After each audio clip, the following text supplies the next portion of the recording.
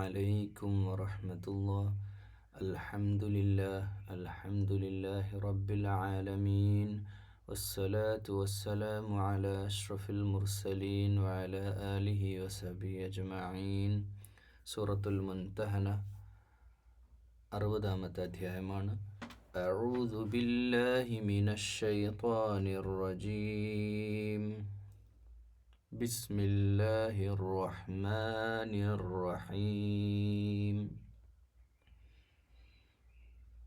يا أيها الذين آمنوا لا تتخذوا عدوي وعدوكم أولياء تلقون إليهم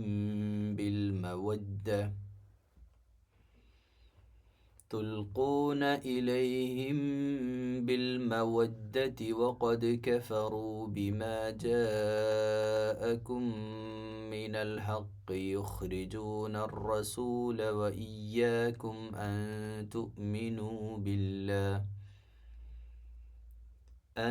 تؤمنوا بالله ربكم إن كنتم خرجتم جهادا في سبيلي وابتغاء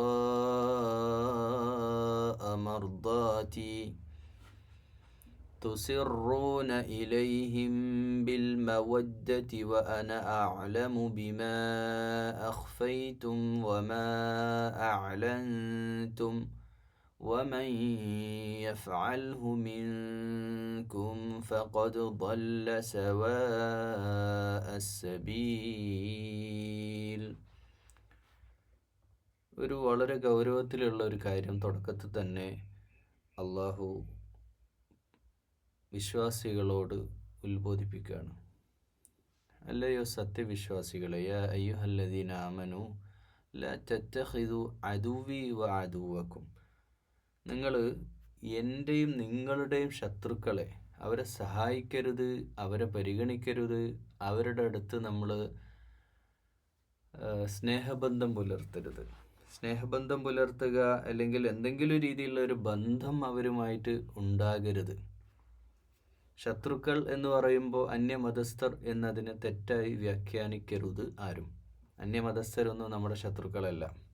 ആരാണ് നമ്മുടെ ശത്രുക്കൾ? അത് ഇതിൻ്റെ തുടർന്നുള്ള ആയത്തിൽ പറയുന്നുണ്ട്. ഖുർആനിനെ സന്ദർഭത്തിൽ നിന്ന് അടർത്തിയെടുത്ത് ശരിയായ അർത്ഥത്തിൽ നിന്ന് മാറ്റി അതിൻ്റെ അവതരണ പശ്ചാത്തലം എന്തെന്ന് മനസ്സിലാക്കാതെ പല ആയത്തുകളും ചില യുദ്ധ സന്ദർഭത്തിലൊക്കെ അവതരിക്കപ്പെട്ട ആയത്തുകളൊക്കെ ഉണ്ട്. അതൊക്കെ എടുത്തിട്ട് പലപ്പോഴും പലരും വേദികളിലൊക്കെ സംസാരിച്ചിട്ട് ഇസ്ലാമിനെതിരെ കരിവാരിത്തേക്കാനുള്ള ആയുധമാക്കാറുണ്ട്. അതിൽപ്പെട്ടൊരായത്തിൽ ഒന്നാണിത്. കാരണം ഇങ്ങനെ ഒരു ആയത്ത് തുടക്കത്തിൽ തന്നെ നിങ്ങളെ ശത്രുക്കളെ ആയിട്ട് സ്നേഹബന്ധം പുലർത്തുന്നത് ഖുറാനിൽ പറഞ്ഞിട്ടില്ലേ എന്നൊക്കെ പറഞ്ഞാൽ അതൊരു ശരിയാണ്, അങ്ങനെ പറഞ്ഞിട്ടുണ്ട് ഖുറാനിൽ. പക്ഷെ അതിനൊരു സാഹചര്യമുണ്ട്, അതിനൊരു അവതരണ പശ്ചാത്തലവും അതിൻ്റെ ഒരു സന്ദർഭത്തിലും പറഞ്ഞതാണ്. കാലാകാലത്തും എല്ലാവരോടും ശത്രുത പുലർത്താനല്ല, ഇനി ശത്രുക്കളോടാണ്. ആരാണ് ശത്രു എന്ന് ഇതിൽ കൃത്യമായിട്ട് പറയുന്നുണ്ട്, അതിലേക്ക് നമുക്ക് വരാം. പക്ഷെ ഇവിടുത്തെ ഈ ഒരു സംഭവം എന്ന് പറയാണ്, മദീനയിലാണ് ഈ സംഭവം. മക്ക കാലഘട്ടം കഴിഞ്ഞ് ഈ സൂറത്ത് അവതരിക്കുന്ന സന്ദർഭം മദീനയിലാണ്. മദീനയിൽ ഒരു സ്ത്രീ, പല സ്ത്രീകളും വരാറുണ്ട്. ഹുദൈബിയ സന്ധിയുമായിട്ട് ബന്ധപ്പെട്ടാണ് ഈ സൂറത്ത് അവതരിക്കുന്നത്. അതിൻ്റെ പശ്ചാത്തലത്തിൽ, അതിൻ്റെ സന്ദർഭത്തിലാണ്. അപ്പോൾ ആ സന്ധി വ്യവസ്ഥകൾ നമുക്കറിയാലോ. മക്കയിൽ നിന്ന് ആരെങ്കിലും മദീനയിൽ വന്നാൽ മദീനത്ത് താമസിക്കാം, ഇസ്ലാമിനെ പറ്റി പഠിക്കാം, തിരിച്ച് മക്കയിലേക്ക് പോകാം.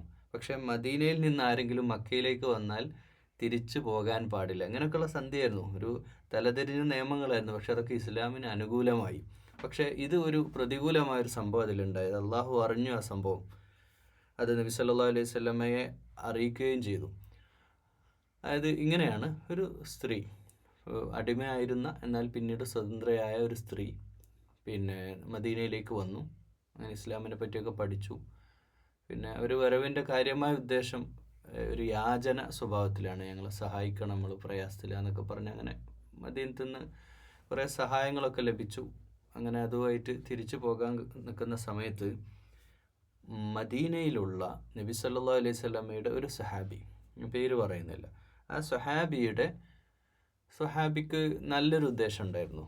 എന്താണെന്ന് വെച്ചാൽ എൻ്റെ കുടുംബക്കാരൊക്കെ അവിടെ ഉണ്ട്, അപ്പം ഇവിടെ ഒരു ഈ ഹുദൈബിയ സന്ധി ലംഘിക്കപ്പെട്ടിട്ടുണ്ടായിരുന്നു. ആ സമയമാകുമ്പോഴത്തേക്ക് മക്കക്കാരെന്നെ ലംഘിച്ചതാണ്. സന്ധി ലംഘിച്ചു എന്ന് വെച്ചാൽ യുദ്ധത്തിലേക്ക് വരികയാണ്. അപ്പോഴത്തേക്ക് മദീന ഒരു രാഷ്ട്രമായി വളരുകയും ഒരു നല്ല ശക്തി കേന്ദ്രമായി മാറിയിട്ടുണ്ടായിരുന്നു. അയൽ രാജ്യങ്ങളുമായിട്ടൊക്കെ ബന്ധം സ്ഥാപിക്കുകയും രാഷ്ട്രീയമായിട്ട് കരുത്ത് നേടിയൊരു സന്ദർഭത്തിലാണത്. അപ്പോൾ മക്ക ഒന്ന് പേടിച്ച് നിൽക്കുന്ന സമയം കൂടിയാണ്. എപ്പോഴും ഒരു അറ്റാക്ക് വരാം, മദീന നമ്മളെ ആക്രമിച്ചേക്കാം, നമുക്ക് ഭീഷണി ഒരു അവസ്ഥ അവിടെ നിലവിലുണ്ട്. ആ ഒരു സാഹചര്യത്തിൽ നബി സല്ലല്ലാഹു അലൈഹി വസല്ലമ വളരെ അതീവ രഹസ്യമായി നയതന്ത്ര പരിപാടികൾ, രാജ്യസുരക്ഷയുമായി ബന്ധപ്പെട്ടുള്ള പരിപാടികൾ ആസൂത്രണം ചെയ്യുന്നതോടൊപ്പം തന്നെ മക്ക ജയിച്ചടക്കാനുള്ള ഒരു പ്ലാനിങ് ഒക്കെ ഇങ്ങനെ നടക്കുന്ന സന്ദർഭമാണ്. നമ്മുടെ നാട്ടിലേക്ക് തിരിച്ചു പോകാനും അവിടേക്ക് ഒരു മക്കം ഫതഹിൻ്റെ അവസ്ഥ വരാൻ പോവുകയാണ്. അതിൻ്റെ മുന്നോടിയുള്ള ചില ചർച്ച, അത് വളരെ രഹസ്യമാണ്. ആ രഹസ്യം അറിഞ്ഞ ഒരു സഹാബി, ആ സ്വഹാബി ചിന്തിച്ചത് സ്വഹാബി അങ്ങനെ ചിന്തിച്ചു പോയതാണ്.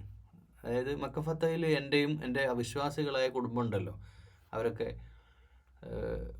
പിന്നെ വധിക്കപ്പെടാൻ കാരണമാവും. അതുകൊണ്ട് അവരോടുള്ളൊരു സ്നേഹത്തിൻ്റെ പേരിൽ ഒരു കത്ത് ഈ വന്ന സ്ത്രീ, ഈ തിരിച്ച് മദീനയിലേക്ക് പോകാനുള്ള സ്ത്രീയുടെ കയ്യിൽ കൊടുത്തയക്കാണ്.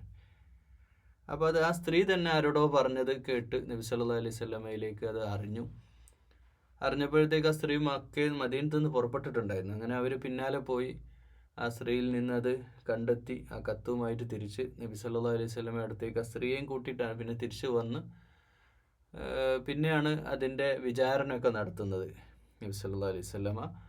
അപ്പോൾ അവിടെ ഒരു വലിയൊരു പാഠമുണ്ട്. എന്തെങ്കിലും ഒരു ആരോപണം ആർക്കെതിരെങ്കിലും പറഞ്ഞു കഴിഞ്ഞപ്പോൾ നബി സല്ലല്ലാഹു അലൈഹി വസല്ലമയുടെ അടുക്കൽ വന്നിട്ട് വേറൊരു സഹാബി ആരോ പറഞ്ഞതാണിത്, ഇങ്ങനെ ഒരു കത്ത് പോയിട്ടുണ്ട് എന്നുള്ളത്.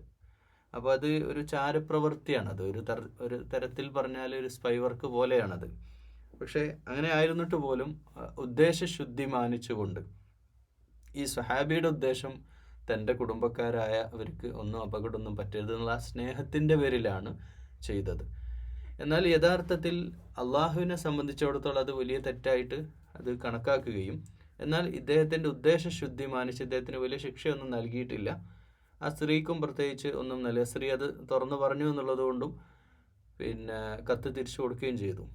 പക്ഷേ ആ കത്തിലും ഇങ്ങനെ മക്കം ഫത്തഹിനുള്ള സാധ്യതയുണ്ട്, അതുകൊണ്ട് നിങ്ങൾ ശ്രദ്ധിക്കണം, നിങ്ങളൊന്ന് മാറി നിൽക്കണം എന്നൊക്കെ പറയുന്നുള്ള ഒരു കത്തായിരുന്നു.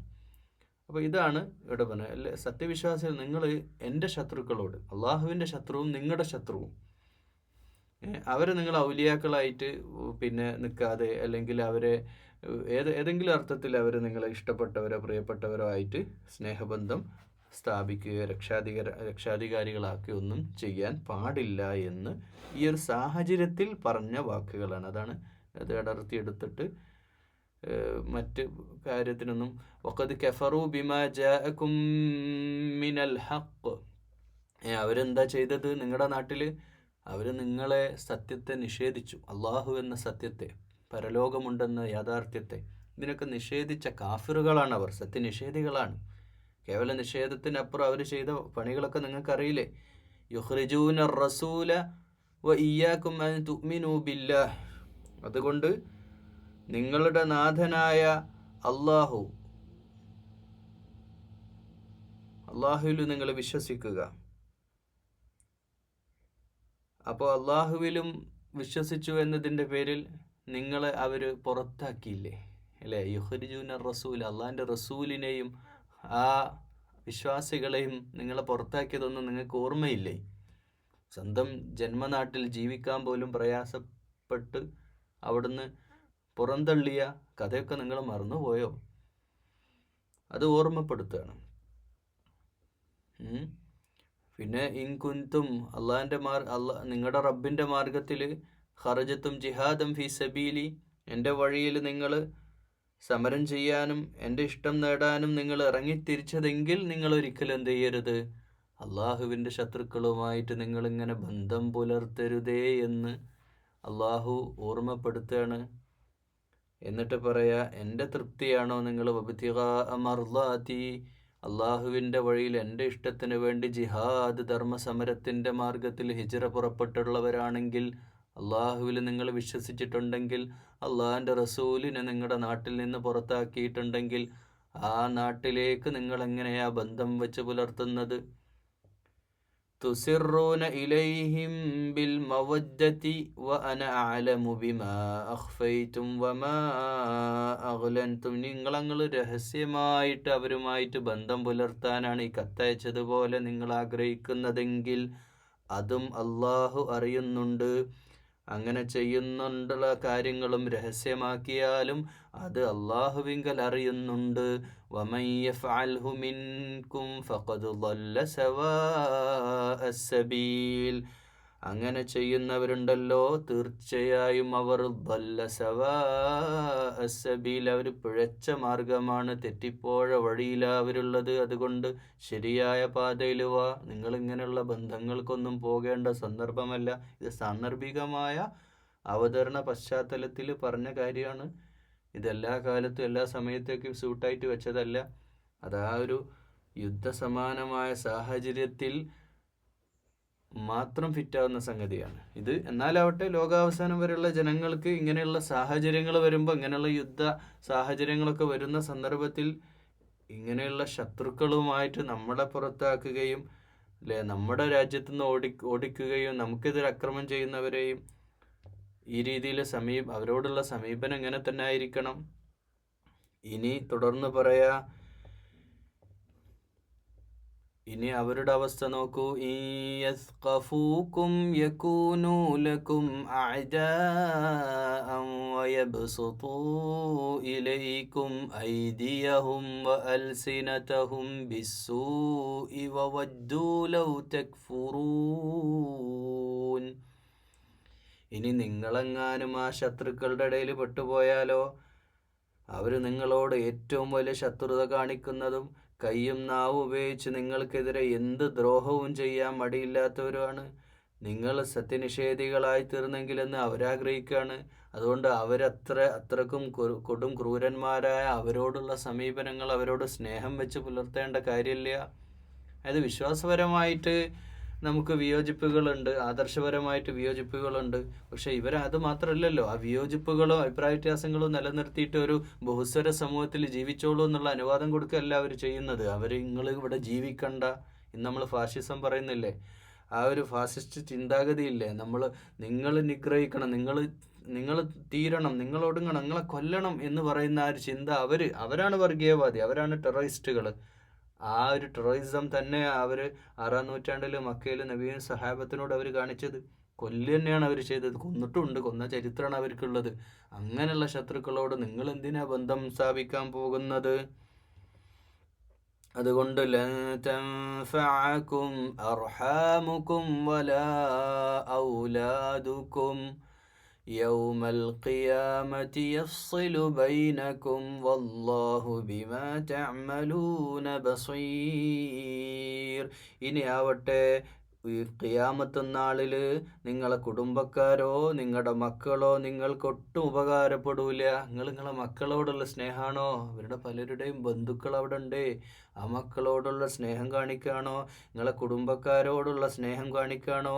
അവരൊന്നും നിങ്ങൾക്ക് യാതൊരു ഉപകാരവും നിങ്ങൾക്കുണ്ടാകൂല നാളെ ഖിയാമത്ത് നാളിൽ.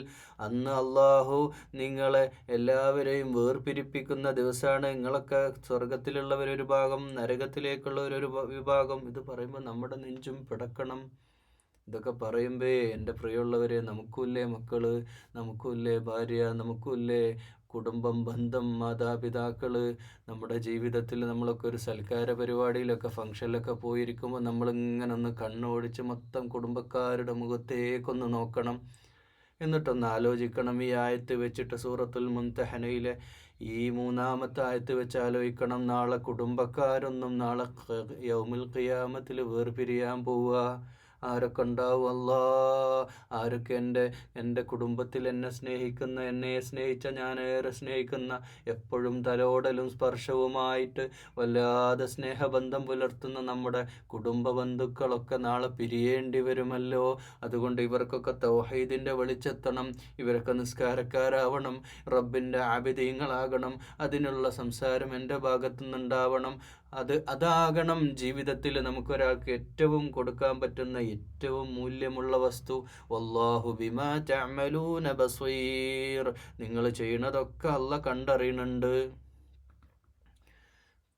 വീണ്ടും പോവുക ചരിത്രത്തിലേക്ക്. ഖദ് കാനത് ലക്കും ഉസ്വത്തുൻ ഹസന.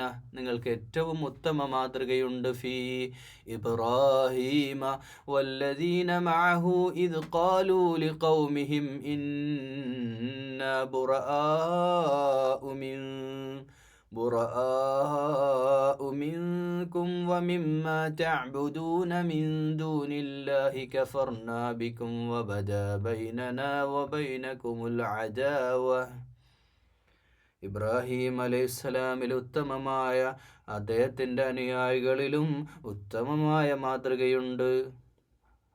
അവര് തങ്ങളുടെ ജനതയോട് പറഞ്ഞു, നിങ്ങളുമായോ അള്ളാഹു വെടിഞ്ഞ് നിങ്ങളെ ആരാധിക്കുന്നവയുമായ ഞങ്ങൾക്ക് യാതൊരു ബന്ധവുമില്ല. അല്ലേ? അവർ ബൈനന ഓ ബൈനക്കും അവിടെ കഫർന, അവരുടെ സത്യനിഷേധികളായ ആളുകളോട് ഇബ്രാഹിം അലൈഹി സ്വലാമിൻ്റെ ജനത പറയുന്നുണ്ട്, നിങ്ങളുമായിട്ട് ഞങ്ങൾക്ക് ബന്ധമൊന്നുമില്ല. നിങ്ങൾ ആരാധിക്കുന്നതിനെയോ അല്ലെങ്കിൽ നിങ്ങൾ ആരെയാ ബന്ധപ്പെടുന്ന അതിനെയൊന്നും ഞങ്ങൾക്ക് യാതൊരു ബന്ധമില്ല. ഞങ്ങൾ അള്ളാഹുവാണ് ഞങ്ങളുടെ റബ്ബ്. അത് കൃത്യമായിട്ട് അങ്ങ് പറഞ്ഞേക്കണം.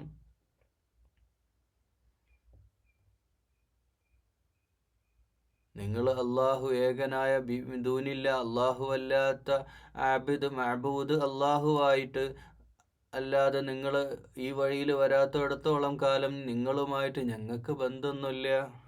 അല്ലേ? തീർപ്പ് അങ്ങനെ അങ്ങ് കൃത്യമായിട്ട് പറയാം.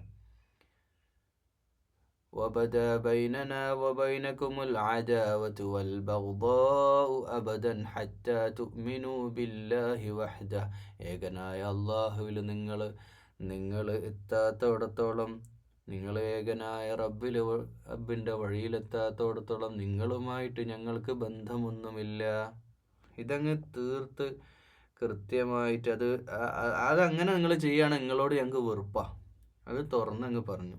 ഇതാണ് ഇബ്രാഹിം അലൈഹി സ്വലാം വ്യത്യസ്തമായിട്ട്. കാരണം സ്വന്തം പിതാവിനോടും അത് പറഞ്ഞു എന്നാണ്, സ്വന്തം ബാപ്പാനോടും അത് തന്നെ പറഞ്ഞു.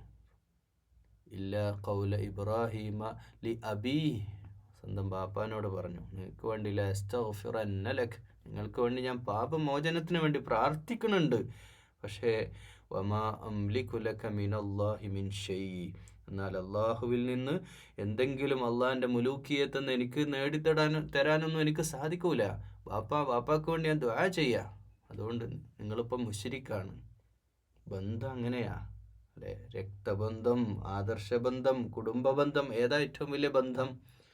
നാളേക്ക് ലോകാവസാനത്തിന് ശേഷവും യൗമുൽ ഖിയാമക്ക് ശേഷവും പരലോകത്തിൽ സ്വർഗത്തിൽ അവിടെ നിന്ന് അങ്ങോട്ടൊക്കെ മുന്നോട്ട് പോകേണ്ട നിരന്തരമായ ഏറ്റവും ഹൃദ്യമായ ബന്ധമായ ആദർശ ബന്ധം വരിക.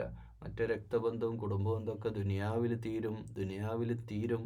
റൂഹത്തെന്നോടെ എല്ലാ ബന്ധങ്ങളും നമ്മെ വിട്ടുപിരിയും. റബ്ബനാ അലൈക തവക്കൽനാ വഇലൈക അനബ്നാ വഇലൈകൽ മസീർ. അള്ളാഹുവേ, ഞങ്ങൾ നിന്നിലേക്ക് തവക്കുൽ ചെയ്യുന്ന റബ്ബേ, ഞങ്ങളെല്ലാം നിന്നിലേക്ക് സമർപ്പിച്ച് ഖേദിച്ച് മടങ്ങുകയാ. വഇലൈകൽ മസീർ, നിന്റെ അടുക്കലേക്ക് ഞങ്ങളെല്ലാവരും ചേരുന്നതുമാണ്.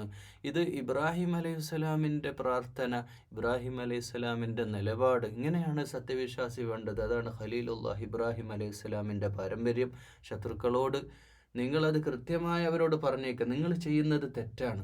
ഈ പ്രപഞ്ചനാഥനായ ഖാലിഖായ റബ്ബുണ്ടായിട്ട് ഖാലിഖിനോട് നിങ്ങൾ ആരാധനാനുഷ്ഠാനങ്ങൾ ചെയ്യേണ്ടതിന് പകരം ഖൽക്കായിട്ടുള്ള നിങ്ങളുടെ കണ്ണിൻ്റെ മുമ്പിലുള്ള ഈ തരത്തിലുള്ള സംവിധാനം, അള്ളാഹിൻ്റെ സൃഷ്ടിയോട് നിങ്ങളെല്ലാം തേടുന്നതും പ്രാർത്ഥിക്കുന്നതും എന്ത് വലിയ തെറ്റാണ്. അതുകൊണ്ട് നിങ്ങൾ നരകാവകാശികളാകും. അതുകൊണ്ട് സത്യവിശ്വാസം കൈക്കൊള്ളണേ. അലേഖനായ റബ്ബിലേക്ക് നിങ്ങൾ മടങ്ങാത്തോടത്തോളം നിങ്ങളും ഞങ്ങളും തമ്മിൽ യാതൊരു ബന്ധവുമില്ല എന്ന് അവരോട് പറഞ്ഞേക്കണം. ربنا لا تجعلنا فتنة للذين كفروا واغفر لنا ربنا إنك أنت العزيز الحكيم. പ്രാർത്ഥിക്കുക.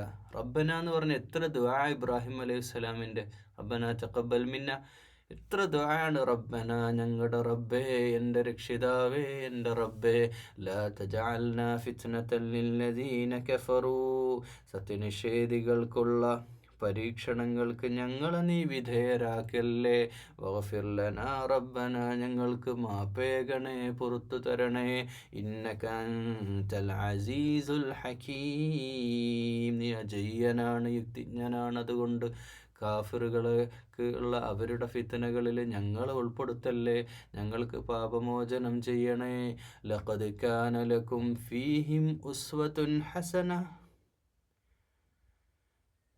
അല്ലാഹുവിൽ ലിമൻ കാന യർജുല്ലാഹ വൽ യൗമൽ ആഖിർ, അള്ളാഹുവിൻ്റെ പരലോകത്തേക്കുള്ള വിശ്വാസത്തിൻ്റെ അടിസ്ഥാനത്തിൽ ആ വഴിയിൽ അള്ളാഹുവിൻ്റെ വഴിയിലേക്ക് സഞ്ചരിക്കുന്നവർക്ക് ഏറ്റവും നല്ല മാതൃകയുണ്ട് ഇബ്രാഹിം അലൈഹിസ്സലാമിലും അവരുടെ പിൻഗാമികളിലും.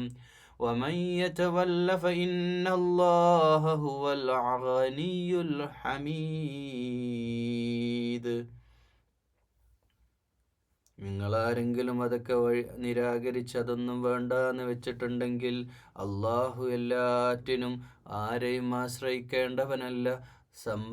സമ്പന്നതയുടെ ഉടമസ്ഥൻ അവനാണ്. അല്ലാഹ് ഗനിയാണ്, ഹമീദാണ്, സത്യർഹനുമാണ്. അള്ളാഹുവിന് നിങ്ങളിൽ നിന്നൊന്നും കിട്ടാനൊന്നുമില്ല. അള്ളാഹു എല്ലാറ്റിനും കഴിവുള്ളവനാ. അതുകൊണ്ട് നിങ്ങൾ അള്ളാഹുവിലേക്ക് മടങ്ങണമെന്നാഗ്രഹിച്ചു കൊണ്ട് ഉത്തമമായ ഇബ്രാഹിം അലൈഹിസ്സലാമിൻ്റെ മാതൃക പിന്തുടരുക. അസല്ലാഹു അൻ യജഅല ബൈനകും വബൈന അല്ലദീന ആദൈതും മിൻഹും മവദ്ദഹ വല്ലാഹു ഖദീർ വല്ലാഹു ഗഫൂറുർ റഹീം. ഇനി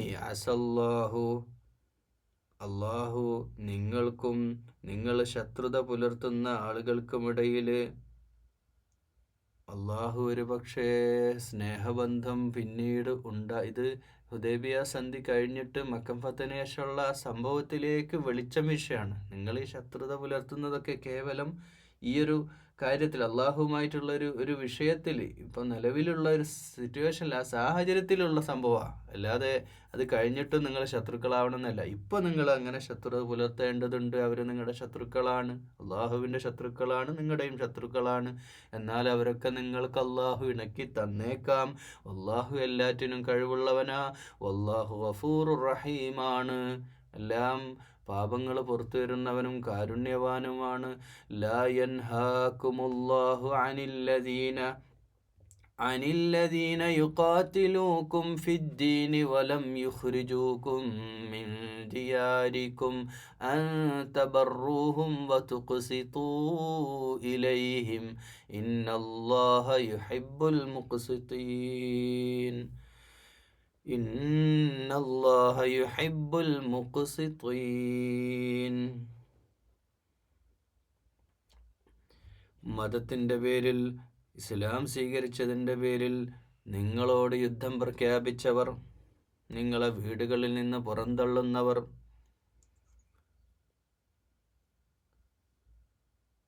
നിങ്ങളെ വീട്ടിൽ നിന്ന് ആട്ടിപ്പുറത്താക്കുന്നവർ,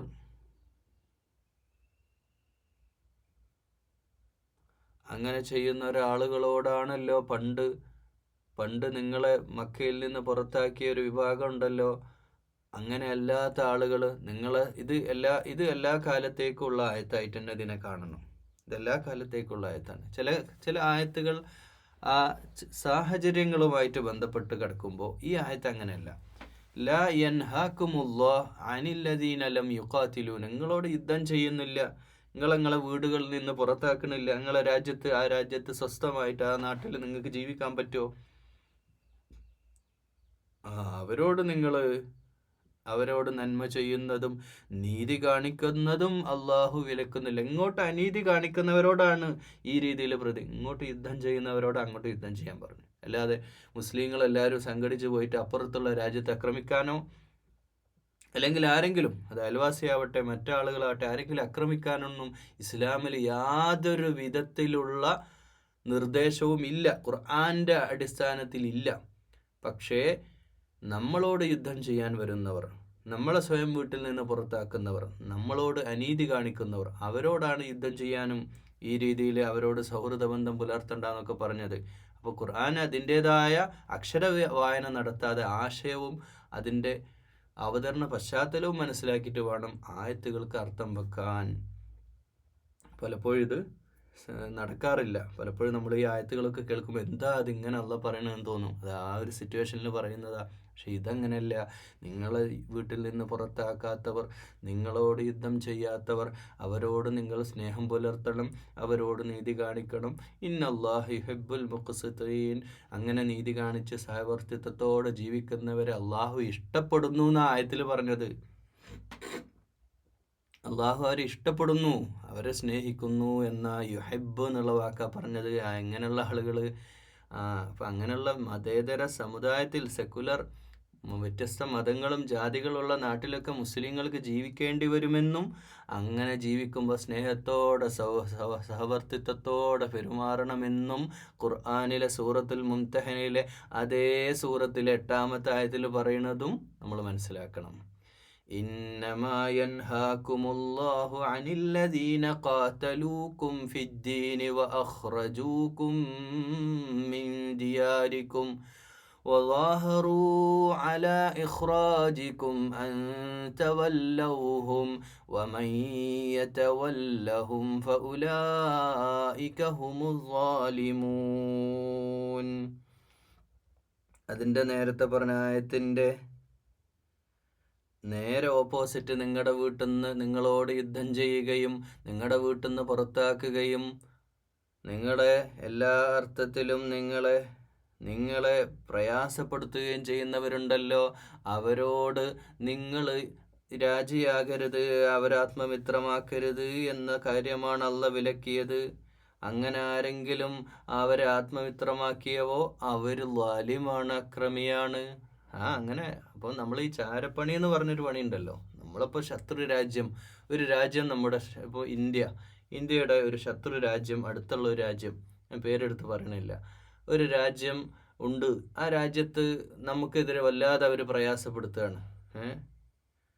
ഇപ്പം ഉദാഹരണമായിട്ട് പറയുമ്പോൾ ഈ കശ്മീരിൽ നടന്നത്, ഈ അടുത്ത കാലത്ത് നടന്ന ഒരു പാകിസ്ഥാൻ വന്നിട്ട് നടത്തിയൊരു, പാകിസ്ഥാൻ എന്നും പറയാൻ പറ്റില്ല, ഏതോ തീവ്രവാദികൾ, അത് പാകിസ്ഥാനികളാണോ ഇപ്പോഴും അത് കൃത്യമായ തെളിവില്ല, എന്നാലും അങ്ങനെ അവർ ചെയ്തിട്ടുണ്ടെങ്കിൽ നമ്മുടെ രാജ്യത്തേക്ക് കടന്നു കയറി നമ്മുടെ രാജ്യത്തെ സ്വത്ത് നശിപ്പിക്കുക, ജീവൻ നശിപ്പിക്കുക, ഇതിനൊക്കെ വേണ്ടി, ടൂറിസത്തിന് അല്ല ഇവിടെ കാണാൻ വേണ്ടി വരുന്നതിനല്ലല്ലോ, അവരങ്ങനെയല്ലല്ലോ വരുന്നത്, അങ്ങനെയല്ലല്ലോ ആളുകളെ നോക്കിയിട്ട് വെടിവെച്ച് കൊന്നതൊക്കെ. അങ്ങനെയുള്ള സിറ്റുവേഷനൊക്കെ വരുമ്പോൾ യഥാർത്ഥത്തിൽ അവർ നമ്മുടെ ശത്രുക്കളാണ്. അവർ മുസ്ലിം ആണെന്നുള്ളതല്ല ഇവിടെ വിഷയം, അവിടെ രാജ്യത്തിൻ്റെ ശത്രുക്കളാണ്. അങ്ങനെയുള്ള ശത്രുത നമ്മുടെ രാജ്യത്ത് നിന്ന്, നമ്മുടെ വീട്ടിൽ നിന്ന് ഇറങ്ങിപ്പോകാനും നമ്മുടെ രാജ്യത്ത് വന്ന് അക്രമം നടത്തുകയും ചെയ്യുന്ന അവർ ശത്രുക്കളാണ്. അപ്പോൾ മുസ്ലിമായിട്ട് നമ്മൾ ഏത് രാജ്യത്ത് ജീവിക്കുന്നോ അങ്ങനെ നമ്മളോട് യുദ്ധം പ്രഖ്യാപിക്കുന്ന ആളുകൾ, അവരോട് നമ്മൾ എന്ത് ചെയ്യരുത്, രാജിയാകരുത്. നമ്മൾ അവിടെ പോയിട്ട് സ്പൈ വർക്ക് ചെയ്യുക അല്ലെങ്കിൽ ആ രീതിയിലൊന്നുള്ള പെരുമാറ്റം നമ്മുടെ ഭാഗത്തുനിന്ന് ഉണ്ടാകരുത്. അവർ നമ്മുടെ ശത്രുക്കളാണ് എന്ന് ഖുർആൻ്റെ അടിസ്ഥാനത്തിൽ നമ്മൾ മനസ്സിലാക്കണം. അതാണ് ഇവിടെ നേരത്തെ പറഞ്ഞതിൻ്റെ നേരെ എതിർവശത്ത മുസ്ലിങ്ങൾ. ഇപ്പം ഫലസ്തീൻ ജനത ഏറ്റവും ഉദാഹരണമായിട്ട് നമുക്ക് പറയാൻ പറ്റുന്ന ആ ഫലസ്തീൻ ജനതയെ ആ നാട്ടിൽ നിന്ന് സ്വയം ഓടിക്കണവർ, സ്വന്തം ജന്മനാട്ടിൽ ജീവിക്കാനുള്ള അവകാശം പോലും ഇല്ലാതെ കൊന്നു തള്ളുന്ന ഈ തരത്തിലുള്ള പ്രാകൃത ശത്രുക്കൾക്കെതിരെ അവരുമായിട്ടൊക്കെ എന്തർത്ഥത്തിൽ നമ്മൾ ബന്ധം പുലർത്തുക എന്നുള്ളതാണ്. അങ്ങനെ അവരുമായിട്ട് ബന്ധം പുലർത്തേണ്ടതില്ല, അവർ ശത്രുക്കൾ തന്നെയാണ് എന്ന് ഖുർആൻ പറയാം. അതല്ലാത്ത സിറ്റുവേഷൻ അവിടെ ഉള്ളിടത്തോളം, ഏത് നാട്ടിലാവട്ടെ, ലോകത്തെ ഏത് രാജ്യത്താകട്ടെ, വിശ്വാസികൾക്ക് 5 വക്ത് നിസ്കരിക്കാനും ആരാധനാ സ്വാതന്ത്ര്യവുമുള്ള സമാധാനവും സന്തോഷത്തോടെയും ജീവിക്കാനും ഒരു രാജ്യത്തും ഒരർത്ഥത്തിനുമുള്ള ഒരു യുദ്ധത്തിനും ഒരു വെറുപ്പും ഒരു വൈര്യവും ഒരു വർഗീയതയും ഒരു തരത്തിലുള്ള ഒരു പ്രയാസവും മറ്റുള്ളവർക്കുള്ള മറ്റു മതസ്ഥരായ ആളുകൾക്ക് ഉണ്ടാക്കാൻ പാടില്ലെന്ന ഖുർആൻ്റെ പ്രഖ്യാപനമാണിത്, ഖുർആൻ്റെ ആയത്താണിത്. അതിനേക്കാൾ അപ്പുറം വേറെന്ത് വേണം? ഇന്നമാ يا أيها الذين آمنوا إذا جاءكم المؤمنات مهاجرات فامتحنوهن. ഇനി ഹിജ്റ ചെയ്ത ഏതെങ്കിലും പെണ്ണുങ്ങളൊക്കെ വരുമ്പോൾ അവരൊക്കെ ശ്രദ്ധിച്ചോളണം. അവർ ചാരന്മാരാണോ അല്ല, അവരുടെ ഉദ്ദേശം എന്താണ്? അല്ലാഹു അഅലമു ബി ഈമാനിഹിന്ന്, അവരുടെ വിശ്വാസമൊക്കെ അള്ളാഹുവിന് നന്നായിട്ട് അറിയാം. സ്ത്രീകൾ വരുമ്പോൾ പ്രത്യേകിച്ച് സൂക്ഷിക്കണം. ഏതെങ്കിലും നല്ല സ്പൈവർക്കിനൊക്കെ വേണ്ടി വരുന്നവരുണ്ടാകാം. ഫൈൻ, അതൊക്കെ ആ മദീനയിൽ ആ സാഹചര്യത്തിൽ വരുന്ന ആയത്തുകളാ. ഫൈൻ അലിംതുമൂഹുന്ന മുഅ്മിനാതിൻ ഫലാ തുർജിഊഹുന്ന ഇലൽ കുഫാർ. അവർ യഥാർത്ഥ വിശ്വാസിനികളായ എന്നെന്ന് ബോധ്യമായാൽ പിന്നെ നിങ്ങൾ അവരെ സത്യനിഷേധികൾക്ക് തിരിച്ചു കൊടുക്കണ്ട. അങ്ങോട്ട് തന്നെ അവിടെ നിയമം ഉണ്ടായിരുന്നു. അതിന് മുമ്പത്തെ നിയമം ഹുദൈബിയ സന്ധിയിൽ ഇവിടെ വന്നവരെ തിരിച്ചു വിടണം എന്നായിരുന്നു. പക്ഷേ അവർ സന്ധി ലംഘിച്ചത് കൊണ്ട് ഇനി നമുക്ക് സന്ധിയില്ല, സന്ധി കരാറ് നിന്ന്. അതുകൊണ്ട് ഇനി ഇങ്ങോട്ട് സ്ത്രീകൾ വന്നാൽ അങ്ങോട്ട് വിടണ്ട, അവരിവിടെ നിന്നോട്ടെ. അവർ സത്യവേദം ഇസ്ലാം മനസ്സിലാക്കിക്കൊണ്ട് വരുന്നവരാണെങ്കിൽ അവർ സത്യവിശ്വാസികളായിട്ട് ഇവിടെ തന്നെ ജീവിച്ചോട്ടെ. ലാഹുന്ന ഹില്ലുല്ലഹും വലാഹും യഹില്ലൂന ലഹുന്ന. ആ സത്യനിഷേധികൾ വിശ്വാസിനികൾക്കും അനുവദിയല്ല, അവർ കാഫിറുകൾക്ക് തിരിച്ചയക്കേണ്ടതില്ല. വആതൂഹും മാ അൻഫഖൂ ولا جناح عليكم أن تنكحوهن إذا آتيتموهن أجورهن ولا تمسكوا بعصم الكوافر واسألوا ما أنفقتم وليسألوا ما أنفقوا. ഇത് ഈ സ്ത്രീകൾക്ക് വേണ്ടിയിട്ട് ഇപ്പോൾ ഒരു സ്ത്രീ അന്ന് വന്നു, എന്നിട്ട് ആ സ്ത്രീ തിരിച്ചു പോകുമ്പോൾ ഇവിടുന്ന് കുറേ സഹായം അഭ്യർത്ഥിച്ചു, എന്നിട്ട് അവർക്ക് സമ്പത്ത് കൊടുത്തു. അപ്പോൾ ഇവിടുന്ന് പണം ഉദ്ദേശമായിട്ട് വരുന്ന ആളുകളും ഉണ്ടാവാം. മക്ക ടു മദീന പൈസ വാങ്ങാം. നബി സല്ലല്ലാഹു അലൈഹി വസല്ലം ധർമ്മിഷ്ഠനാണ്, മദീനത്ത് ചെന്നാൽ നമുക്ക് ഒരുപാട് പണമൊക്കെ കിട്ടും. ആ രീതിയിലൊക്കെ വരുന്നവരുണ്ടാവും.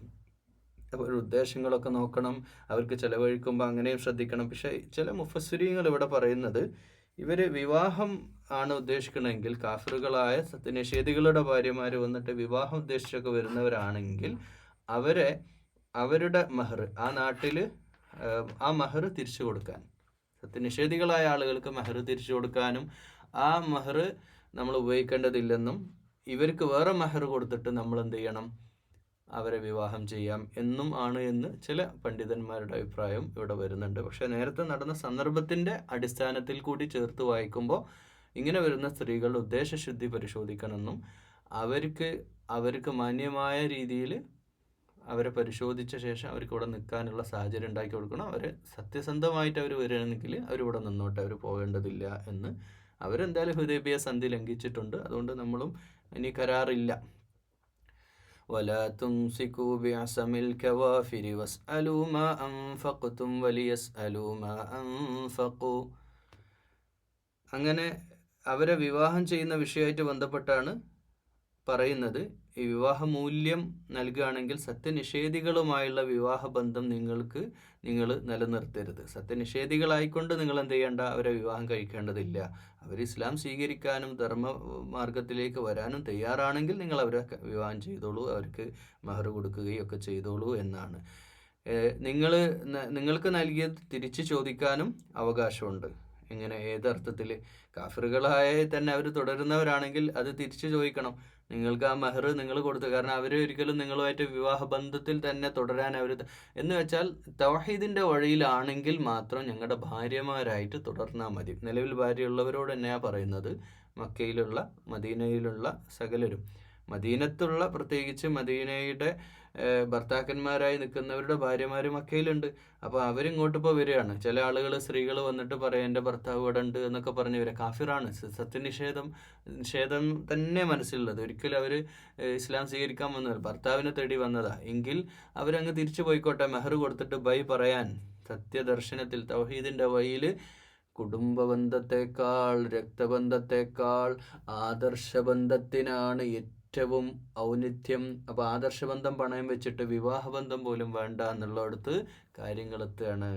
അവിടെയാണ് നമ്മൾ മനസ്സിലാക്കേണ്ട കാര്യം. വിവാഹം ആലോചിക്കാനൊക്കെ പോകുന്നവർ ഈ ആയത്തുമായിട്ട് ബന്ധമൊന്നുമില്ലെങ്കിലും വിവാഹ ജീവിതത്തിലൊക്കെ പ്രവേശിക്കാൻ പോകുന്നവരൊക്കെ ആദ്യം മുൻഗണന കൊടുക്കേണ്ടത് സമ്പത്തോ തറവാടൊന്നുമില്ല. അതൊക്കെ നോക്കണ്ടെന്നൊന്നും പറഞ്ഞിട്ടൊന്നുമില്ല. പക്ഷേ അതിലൊക്കെ പ്രധാനമായും ധർമ്മബോധമുള്ള, ആദർശബന്ധമുള്ള, അള്ളാഹുവിന് സുജൂദ് ചെയ്യുന്ന വിശ്വാസിയായ ദീനിയായിട്ടുള്ള സൗജാണോ എന്ന് അതാണും പെണ്ണും നോക്കണം.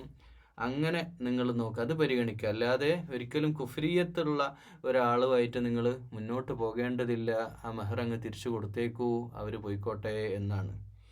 ദാലിക്കും ഹുക്മുല്ലാഹ് യഹ്കുമു ബൈനക്കും. അള്ളാഹു നിങ്ങൾക്കിടയിൽ അള്ളാഹിൻ്റെ ചില തീരുമാനങ്ങളാ, അള്ളാഹിൻ്റെ വിധിയാണ്. അള്ളാഹു നിങ്ങൾക്കിടയിൽ വിധി കൽപ്പിക്കുന്നു. വല്ലാഹു അലീമുൻ ഹകീം. അള്ളാഹു സർവജ്ഞനും യുക്തിജ്ഞനുമാണ്, യുക്തിമാനുമാണ്. അപ്പോൾ അള്ളാഹിൻ്റെ തീരുമാനമാണത്. മക്ക ടു മദീനയുമായി ബന്ധപ്പെട്ട് ഹുദൈബിയ സന്ധിക്ക് ശേഷം, കരാർ ലംഘന ശേഷവും സ്ത്രീകൾ ധാരാളം വരാറുണ്ടായിരുന്നു. അത് കാഫിര്യങ്ങൾ വരാറുണ്ട്, സത്യവിശ്വാസം സ്വീകരിച്ചുകൊണ്ട് വരാറുണ്ട്. അപ്പോൾ അവരെ അസസ്മെൻ്റ് നടത്തിയിട്ട് അവർക്ക് മാന്യമായ രീതിയിൽ മഹർ കൊടുത്ത് സ്വീകരിക്കേണ്ട സത്യവിശ്വാസിനികളായവരെ മഹർ കൊടുത്ത് കല്യാണം കഴിക്കുകയും, ഇനി അതല്ല വിട്ടയക്കേണ്ടവരെ വിട്ടയക്കുകയും, അതായത് കാഫിറുകളാണെങ്കിൽ അവർ പോയിക്കോട്ടെ, അവരെ പിടിച്ചു വെക്കേണ്ട കാര്യമൊന്നുമില്ല, അവർ പോയിക്കോട്ടെ, അവർ പോകണമെന്ന് തന്നെ. പക്ഷേ അല്ലാത്തവരെ ഇനിയിപ്പോൾ കാഫിറായിട്ട് ഒരാൾ തുടരുകയാണെങ്കിൽ അവരെന്ത് ചെയ്യണ്ട, വെക്കണ്ട, അവരുടെ മഹർ തിരിച്ചു വാങ്ങിയിട്ട് അവരെ വിട്ടേക്കുക എന്നതാണ് അവരുടെ നിയമം. وَإِن فَاتَكُمْ شَيْءٌ مِّنْ أَزْوَاجِكُمْ إِلَى الْكُفَّارِ فَعَاقَبْتُمْ فَآتُوا الَّذِينَ ذَهَبَتْ أَزْوَاجُهُمْ مِثْلَ مَا أَنفَقُوا وَاتَّقُوا اللَّهَ الَّذِي أَنْتُمْ بِهِ مُؤْمِنُونَ. ഇനി സത്യനിഷേധികളിലേക്ക് പോയ നിങ്ങളുടെ ഭാര്യമാർ, അത് തിരിച്ച് കിട്ടിയില്ല എന്ന് വിചാരിക്കുക. ആ വിവാഹമൂല്യം, സത്യനിഷേധികളാണല്ലോ, അവരവരുടെ നാട്ടിലല്ലേ, അതൊന്നും ഇനി കിട്ടൂല എന്ന്. അന്നത്തെ വിവാഹമൂല്യം പറഞ്ഞാൽ പെണ്ണിന് അങ്ങോട്ട് കൊടുക്കുന്ന ഏർപ്പാട് മാത്രമല്ലേ ഉള്ളൂ. അപ്പോൾ ആ ഏർപ്പാടിൽ അവരുടെ വീടും സ്വത്തും ഒക്കെ പെണ്ണിന് കൊടുത്തത്, അതൊന്നും ഇനി തിരിച്ചു കിട്ടൂല എന്ന രീതിയിൽ നഷ്ടപ്പെട്ടിട്ടുണ്ടെങ്കിൽ അവരങ്ങനെ അത് അവിടെ പിടിച്ചു വെക്കുകയും ചെയ്താൽ, അങ്ങനെ ഒരു സംഭവം ഒരാൾക്ക് അങ്ങനെ ഉണ്ടാവുമല്ലോ. കാഫിറുകളായ സത്യനിഷേധികളായ അവരുടെ കുടുംബക്കാരൊക്കെ ഇവരുടെ സ്വത്ത് മുഴുവൻ ആ നാട്ടിൽ പിടിച്ചു വെച്ച് അത് ഇനി തരൂല എന്നുള്ള അവസ്ഥ എത്തിയാൽ, മിസ്ലമാഫഖു വത്തഖുല്ല, അവരുടെ ആ ഒരു സാമ്പത്തിക ബാധ്യത ആരേറ്റെടുക്കണം? അവർക്ക് കൊടുക്കണം. നബി സല്ലല്ലാഹു അലൈഹി വസല്ലമയോട് പറയാം. ആർക്ക്? പുരുഷന്, മദീനത്തുള്ള മുസ്ലിമായിട്ടുള്ള പുരുഷന് ആ സമ്പത്ത് കൊടുക്കണം. അതെങ്ങനെ കൊടുക്കണം എന്നുള്ളത് എങ്ങനെയാവാം? ഒരു പക്ഷേ യുദ്ധത്തിലുള്ള ഗനീമത്ത് മുതലൊക്കെ വരണമെങ്കിൽ അത് കൊടുക്കാം, അങ്ങനെയാവാം. ഇനി അതല്ലെങ്കിൽ അല്ലാത്ത രീതിയിലൊക്കെ ആയിട്ട് ഇവർക്ക് ഒരു നഷ്ടം ഉണ്ടാവാൻ പാടില്ല. ഇസ്ലാം സ്വീകരിച്ചതിൻ്റെ പേരിൽ അതിൻ്റെ ഒരു പരിഹാര പ്രക്രിയ കൂടി ഇവിടെ നടക്കണം എന്നാണ്. കാരണം അവിടെ പോയിട്ട് യുദ്ധം ചെയ്യലൊന്നും ഇപ്പോൾ സംഭവ്യമല്ല. അതുകൊണ്ട് ഇത് അവർ പിടിച്ചു വാങ്ങുന്ന അവസ്ഥ ഇപ്പം ഇല്ല.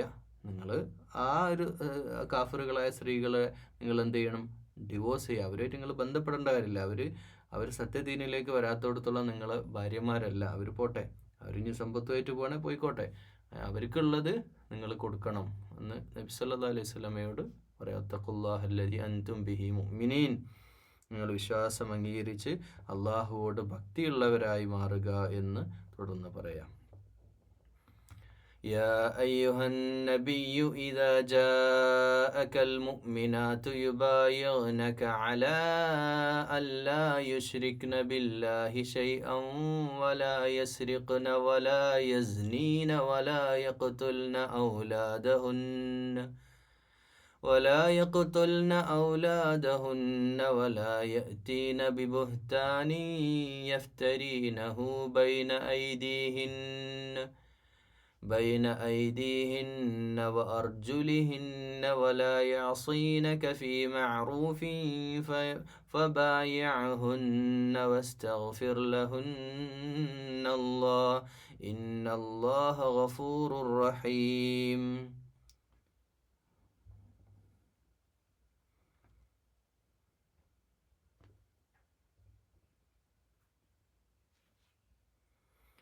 സത്യവിശ്വാസിനികളായ സഹോദരിമാരും മക്കയെന്ന് മദീനത്തേക്ക് വരാറുണ്ടായിരുന്നു. യാ യുഹന്നബി, അവർ ചില മുഅ്മിനീങ്ങളായ മുഅ്മിനാത്തുകൾ സഹോദരിമാരിങ്ങനെ അടുക്ക് വരാറുണ്ട്. സദേബിയ സന്ധിയുമായിട്ട് ബന്ധപ്പെട്ട് 10 വർഷത്തോളമുള്ള നല്ല സമാധാനത്തിൻ്റെ 10 വർഷമായിരുന്നു. അപ്പോൾ ഒരുപാട് ആളുകൾ വരുമായിരുന്നു. അങ്ങനെ വരുന്നവരിൽ ചില ആളുകൾ നല്ലവരായിരുന്നു, നല്ലൊരു ശതമാനവും നല്ലവരായിരുന്നു. അവർ പറയും, യുബായിഅനക അലാ അല്ലാ യുശ്രിക്ന ബില്ലാഹ്, അള്ളാഹുവിൽ ഞങ്ങൾ പങ്കു ചേർക്കൂല, ഞങ്ങൾ ബില്ലാഹി ഷൈഅ വലാ യസ്രിഖ്ന, ഞങ്ങൾ മോഷ്ടിക്കൂല, ഞങ്ങൾ എന്തെങ്കിലും കളവ് മോഷണം നടത്തുന്നവരല്ല, വലാ യസ്നീന, ഞങ്ങൾ സിന ചെയ്യുന്നവരല്ല, വ്യഭിചാരികളല്ല, വ്യഭിചാരിണികളല്ല, വലാ യഖ്തുലുന, ഞങ്ങൾ കൊല നടത്തൂല, ഞങ്ങൾ മക്കളെ കൊല്ലൂല, ഔലാദഹുന്ന, മക്കളെ കൊല്ലുന്നവരുണ്ടായിരുന്നു. പെൺകുട്ടിയാണോ, ചെറിയ കുട്ടികളെ പോറ്റാനുള്ള മടി കൊണ്ട് ചെറിയൊരു കുഴി വെട്ടിയിട്ട് ജീവനോടെ കുഴിച്ചു മുടുന്ന കാലമാണ്. അതും ഞങ്ങൾ ചെയ്യൂല. വലാ യഅ്തീന ബിബുഹ്താനി, ഞങ്ങൾ യാതൊരു വ്യാജവും മെനഞ്ഞുണ്ടാക്കുകയില്ല. ഞങ്ങൾ പരസ്പരം ഞങ്ങളുടെ കൈകൾ കൊണ്ട് നല്ലതേ ചെയ്യുള്ളൂ, നല്ല കാര്യത്തിലൊന്നും നിന്നോട് അനുസരണക്കേട് കാണിക്കില്ല എന്ന്. വാർജുൽഹിന്ന വ്യാസീനക ബിമഅറൂഫിൻ, ഏറ്റവും നല്ല പോലെ പെരുമാറിക്കൊണ്ട് അങ്ങനെ വരുന്ന പെണ്ണുങ്ങളുണ്ടെങ്കിൽ നിങ്ങളെ സമീപിച്ചാൽ അതിനെ നിങ്ങൾ ആ പ്രതിജ്ഞയെ നിങ്ങൾ സ്വീകരിച്ചു കൊള്ളുക. അവർക്ക് വേണ്ടി അള്ളാഹുവോട് അവർക്ക് വേണ്ടി പാപമോചനത്തിന് വേണ്ടി തേടിക്കൊള്ളുക. അങ്ങനെയുള്ള നിഷ്കളങ്കരായ സഹോദരിമാർ വരുന്നെങ്കിൽ അവർക്ക് പ്രയാസമൊന്നുമില്ല. ഇന്നല്ലാഹു ഗഫൂറുർ റഹീം, അള്ളാഹു ഏറെ പൊറുക്കുന്നവനാണ്. യാ അയ്യുഹല്ലദീന ആമനൂ ലാ തതവല്ലൗ ഖൗമൻ ഗളിബല്ലാഹു അലൈഹിം ഖദ് യഇസൂ മിനൽ ആഖിറതി കമാ യഇസൽ കുഫാറു മിൻ അസ്ഹാബിൽ ഖുബൂർ. യാ അയ്യുഹല്ലദീന ആമനൂ, അല്ലയോ സത്യവിശ്വാസികളെ, ലാ തതവല്ലൗ ഖൗമൻ ഗളിബല്ലാഹ്, അള്ളാഹുവിൻ്റെ കോപത്തിനിരയായ ജനതയെ നിങ്ങൾ രക്ഷാധികാരികളാക്കരുത്. അവരെ നിങ്ങൾ എന്ത് ചെയ്യരുത്, ഒരിക്കലും അവരെ സ്വീകരിക്കരുത്. ഖദ് യഇസൂ മിനൽ ആഖിറതി കമാ യഇസൽ കുഫാർ, അവരാവട്ടെ പരലോകത്തെപ്പറ്റി തീർത്തും നിരാശരായി ജീവിക്കുന്നവരാണ്.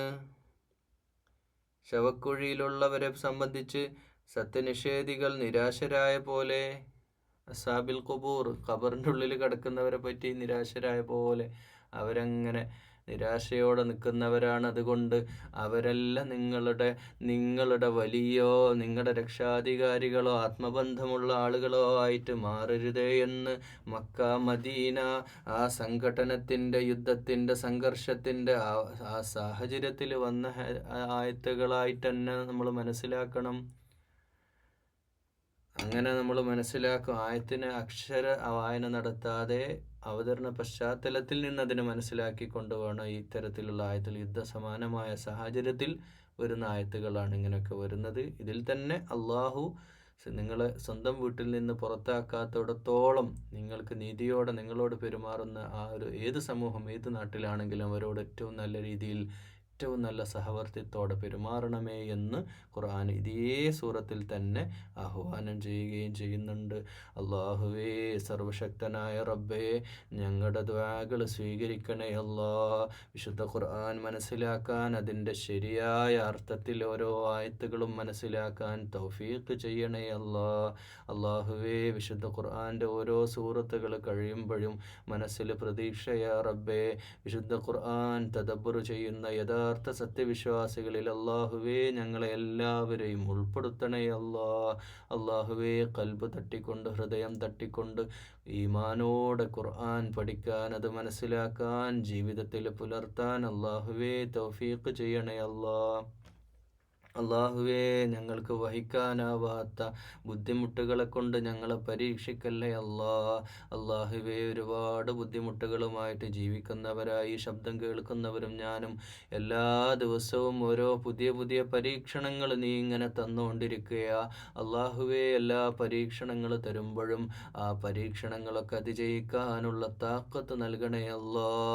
അള്ളാഹുവേ, ജീവിതത്തിൽ നിന്നോടല്ലാതെ ആരോടും പ്രാർത്ഥിച്ചിട്ടില്ല, ആരുടെ മുമ്പിലും സുജൂദിൽ വീണിട്ടില്ല. അള്ളാഹുവേ, അങ്ങനെ വീഴുകയുമില്ല. ഒരാളുടെ മുമ്പിൽ കുമ്പിടാൻ പോലും ഞങ്ങൾക്ക് സാധ്യമല്ല. അള്ളാഹുവേ, ലോകത്തുള്ള മുഴുവൻ സൃഷ്ടിചരാചരങ്ങളും നിന്റെ ഖൽഖാണല്ലാ. ഖാലിഖായ റബ്ബേ, സൃഷ്ടാവായ റബ്ബേ, നിനക്ക് മാത്രമാണ് ഇബാദത്ത്. ഞങ്ങൾ നിന്റെ ആബിദീങ്ങളാ. അള്ളാഹുവേ, നിന്റെ ശത്രുക്കൾ ഞങ്ങളുടെ ശത്രുവല്ല. അള്ളാഹുവേ, നിന്റെ മിത്രങ്ങളായ ഈ ലോകത്തെ എല്ലാ നല്ല മനുഷ്യരുടെയും സ്നേഹഭാജനമായി സ്നേഹത്തോടെ സഹവർത്തിത്വത്തോടെ ഞങ്ങൾ ജീവിക്കും ഇൻഷാ അല്ലാ. അള്ളാഹുവേ, ഞങ്ങളുടെ സ്വഭാവത്തെ നന്നാക്കി തരണേ അല്ലാ. ഇതര സഹോദര സമുദായങ്ങളുമായിട്ടുള്ള ബന്ധം നന്നാക്കി തരണേ അല്ലാ. അവർക്ക് കൂടെ നല്ല മാതൃകയായിട്ട് ഞങ്ങളുടെ സ്വഭാവത്തെ നന്നാക്കി തരണേ അല്ലാ. അള്ളാഹുവേ, ലോകത്തിൻ്റെ നാനാഭാഗത്തും വിശുദ്ധ ഇസ്ലാമിൻ്റെ മാർഗത്തിൽ പോരാടുന്നവർ, പ്രവർത്തിക്കുന്നവർ, അള്ളാഹിൻ്റെ മാർഗത്തിൽ ജിഹാദ് ചെയ്യുന്നവർ, അള്ളാഹുവെ വ്യത്യസ്ത രീതിയിൽ പരിശ്രമിക്കുന്നവർ, അള്ളാഹുവെ ആരുടെയും പരിശ്രമം പാഴാക്കല്ല റബ്ബേ. നിൻ്റെ ഉദ്ദേശത്തോടെ, സ്നേഹത്തോടെ, സന്തോഷത്തോടെ, നിൻ്റെ തൃപ്തിക്ക് വേണ്ടി, വജഹുല്ലക്ക് വേണ്ടി പ്രവർത്തിക്കുന്ന ലോകത്തെ വ്യത്യസ്ത രാജ്യങ്ങളിലുള്ള വ്യത്യസ്ത ഭാഷ സംസാരിക്കുന്നവർ, ലാ ഇലാഹ ഇല്ലല്ലാഹ് മുഹമ്മദുർ റസൂലുള്ളാഹ് അംഗീകരിച്ചവർ, അള്ളാഹുവേ അവരെ എല്ലാവരെയും, ഞങ്ങളെ എല്ലാവരെയും ജന്നാത്തുൽ ഫിർദൗസിൽ ഒരുമിച്ച് ചേർക്കണേ അല്ലാ. ഞങ്ങളുടെ വീട്ടിനെ നീ അനുഗ്രഹിക്കണേ അല്ലാ. വീട്ടിൽ റഹ്മത്തും ബർക്കത്തും നൽകണേ അല്ലാ. വീട്ടിൽ സന്തോഷവും സമാധാനവും നൽകണേ അല്ലാ. സമാധാനമാണ് ഈ ജീവിതത്തിൽ ഏറ്റവും പ്രധാനപ്പെട്ടത്. ഇസ്ലാം എന്ന വാക്കിനർത്ഥവും സമാധാനം, ശാന്തി. അള്ളാഹുവേ, ശാന്തിയും സമാധാനത്തോടെയും സ്വൈര്യത്തോടെയും ഈ ഭൂമിയിൽ ജീവിക്കാനുള്ള തൗഫീഖ് ചെയ്യണേ അല്ലാ. മനസ്സമാധാനം തരണേ അല്ലാ. അങ്ങനെയുള്ള തൃപ്തിപ്പെടുന്ന മനസ്സും നൽകണേ അല്ലാ. അള്ളാഹുവേ, 5 നേരം യാതൊരു മടിയുമില്ലാതെ നിൻ്റെ മുമ്പിൽ സുജൂദിൽ വീഴാനുള്ള തൗഫീഖ് ചെയ്യണേ അല്ലാ. അള്ളാഹുവേ, ഇബാദത്തിൽ കൃത്യനിഷ്ഠ പുലർത്താൻ അള്ളാഹുവേ തൗഫീഖ് ചെയ്യണേ അല്ലാ. അള്ളാഹുവേ, നാവ് കൊണ്ടൊന്നും തെറ്റായൊന്നും പറയിപ്പിക്കല്ലേ അല്ലാ. നല്ലത് പറയിപ്പിക്കണേ അല്ലാ. കണ്ണുകൊണ്ട് തെറ്റായ കാഴ്ചകൾ കാണിക്കല്ലേ അല്ലാ. അള്ളാഹുവേ, മനസ്സിൻ്റെ നിയന്ത്രണമായ ഏറ്റവും പ്രധാനം നബി മുത്തലി മുഹമ്മദ് മുസ്തഫ സല്ലല്ലാഹു അലൈഹി വസല്ലമ പറഞ്ഞു, മനസ്സിൻ്റെ നിയന്ത്രണം പ്രധാനമാ. ശരീരത്തിലൊരവയവമുണ്ട്, അത് കേടുവന്നാൽ ശരീരം മുഴുവൻ കേടായി. അത് ഹൃദയമാണ്. ഹൃദയമാണ്. അല്ലാഹുവേ, ഞങ്ങളുടെ ഹൃദയത്തെ ശുദ്ധിയാക്കണേ അല്ലാ. വിശുദ്ധിയുള്ള ഹൃദയമാക്കണേ, നിഷ്കളങ്കമായ ഹൃദയമാക്കണേ. നിഷ്കളങ്കതയോടെ ഖലീലുല്ലാഹി ഇബ്രാഹിം അലൈഹിസ്സലാം പ്രാർത്ഥിക്കുന്ന പോലെ നിന്നോട് റബ്ബന എന്ന് പറഞ്ഞ് ഹൃദയം തട്ടി പ്രാർത്ഥിക്കാൻ അല്ലാഹുവേ ഞങ്ങൾക്ക് മനസ്സ് തരണേ അല്ലാ. ഞങ്ങളുടെ മക്കളെ നീ സ്വാലിഹീങ്ങളാക്കണേ അല്ലാ. അല്ലാഹുവേ, നാളെ മക്കൾ ചെയ്ത കുറ്റത്തിൻ്റെ പേരിൽ ഏതെങ്കിലും പോലീസ് സ്റ്റേഷനിലോ സ്കൂളിലോ പോയി നിൽക്കേണ്ട അവസ്ഥ ഞങ്ങൾക്ക് നീ വരുത്തല്ലേ അല്ലാ. ലഹരിക്കടിപ്പെട്ടുകൊണ്ട് അല്ലെങ്കിൽ മറ്റെന്തെങ്കിലും പ്രശ്നങ്ങളുടെ പേരിൽ പിടിക്കപ്പെട്ട് കുറ്റവാളികളെ പോലെ അവർ തലകുനിച്ച് നിൽക്കുമ്പോൾ അവരുടെ മുമ്പിൽ പോയിട്ട് ഇങ്ങനെ ആ കുറ്റം ഏറ്റെടുക്കുന്ന ഒരവസ്ഥ ഞങ്ങളുടെ ജീവിതത്തിൽ ഉണ്ടാക്കല്ലേ അല്ലാ. ഞങ്ങളുടെ മക്കളെ സ്വാലിഹീങ്ങളാക്കണേ അല്ലാ. ഞങ്ങളുടെ കൂട്ടത്തിലാക്കണേ. ജന്നാത്തുൽ ഫിർദൗസിലേക്ക് നിൻ്റെ യഥാർത്ഥ ആബിദീങ്ങളിൽ അല്ലാഹുവേ ഞങ്ങളുടെ മക്കളെ നീ ഉൾപ്പെടുത്തണേ അല്ലാ. അവരെ ഖുർആൻ പഠിക്കുന്നവരും ഖുർആൻ്റെ പഠിതാക്കളും പ്രചാരകരുമാക്കണേ അല്ലാ. അല്ലാഹുവേ, ഞങ്ങളുടെ ഭാര്യയെ, അല്ലാഹുവേ ഞങ്ങളുടെ ഉമ്മാനെ ഉപ്പാനെ അല്ലാഹുവേ സ്വർഗത്തിലാക്കണേ. കുടുംബത്തിലുള്ള മറ്റംഗങ്ങളെയും എല്ലാവരെയും നീ ഹിദായത്തിലാക്കണേ അല്ലാ. നിൻ്റെ മുമ്പിൽ സുജൂദിൽ വീഴ്ത്തണേ അല്ലാ. അല്ലാഹുവേ, ഈ ലോകത്ത് അക്രമികളായ ജനത ഈ രാജ്യത്തുമുണ്ട്, ഞങ്ങളുടെ മാതൃരാജ്യമായ ഇന്ത്യയിലുമുണ്ടല്ലാ. ഈ ഒരുപാട് അക്രമികളായ ജനത അല്ലാഹുവേ ഇവിടുത്തെ അടിസ്ഥാന വർഗങ്ങൾക്ക്, പ്രത്യേകിച്ച് മുസ്ലിങ്ങൾക്ക് തന്നെ ഇവിടെ ജീവിക്കാനുള്ള അവകാശം പോലും നിഷേധിച്ച് ചില സ്റ്റേറ്റുകളിലൊക്കെ വല്ലാതെ ഉപദ്രവം ചെയ്യുന്നവരുണ്ട് അല്ലാഹുവേ. ഭരണാധികാരികൾ ആ സ്ഥലങ്ങളിലൊക്കെ ക്രൂരമായ അക്രമം ചെയ്യുന്ന, ആക്രമണത്തിന് നേതൃത്വം കൊടുക്കുന്നവർ അള്ളാഹുവേ അവരാരൊക്കെയായാലും ഒന്നെങ്കിൽ അള്ളാഹുവേ അവരെ നിന്റെ മുമ്പിൽ സുജൂദിൽ വീഴ്ത്തി ഹിദായത്തിലാക്കണം, അല്ലെങ്കിൽ അള്ളാഹുവേ ദുനിയാവിൽ വെച്ചോ പരലോകത്ത് വെച്ചോ അവർക്കുള്ള ആക്രമണങ്ങൾ കാണിക്കുന്നതിനുള്ള ശിക്ഷ നീ പരമാവധി ശിക്ഷ നീ നൽകണം. അള്ളാഹുവേ ഒരുപാട് ബുദ്ധിമുട്ടുകളുമായിട്ട് ജീവിക്കുന്ന, പല രീതിയിലുള്ള പ്രതിബന്ധങ്ങളും പ്രയാസങ്ങളുമായിട്ട് ജീവിക്കുന്നവർ, പട്ടിണിക്കാർ, വിഷമങ്ങൾ, അതുപോലെ തന്നെ കടവും വെല്ലുവിളികളും പരീക്ഷണങ്ങളുമായിട്ട് ജീവിക്കുന്ന പലരും അള്ളാഹുവേ എല്ലാവരെയും നീ കണ്ടറിയണം. നിന്റെ ആബിദീങ്ങളെ നീ കൈവിടല്ലേ അല്ലാ. സുജൂദിൽ വീഴാൻ, തഹജ്ജുദിൽ സുജൂദ് ചെയ്യാൻ അള്ളാഹുവേ തൗഫീഖ് ചെയ്യണേ അല്ലാ. اللهم اغفر للمؤمنين والمؤمنات والمسلمين والمسلمات والأحياء منهم والأموات إنك مجيب الدعوات يا قاضي الحاجات. اللهم ربنا أجرنا من النار. اللهم ربنا لا تؤاخذنا إن نسينا أو أخطأنا. ربنا ولا تحمل علينا إصرا كما حملته على الذين من قبلنا. ربنا ولا تحمل علينا إصرا كما حملته على الذين من قبلنا. ربنا ولا تحملنا ما لا طاقة لنا به. واعف عنا واغفر لنا وارحمنا أنت مولانا فانصرنا على القوم الكافرين.